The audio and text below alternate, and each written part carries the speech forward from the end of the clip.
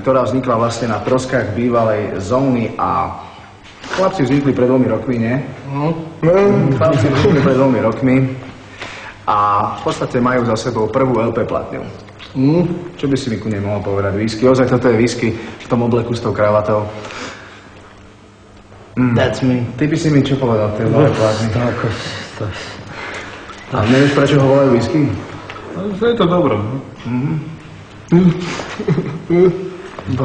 Áno. Skupina Slobodná Európa a pieseň má názov Ráno 1.2.91.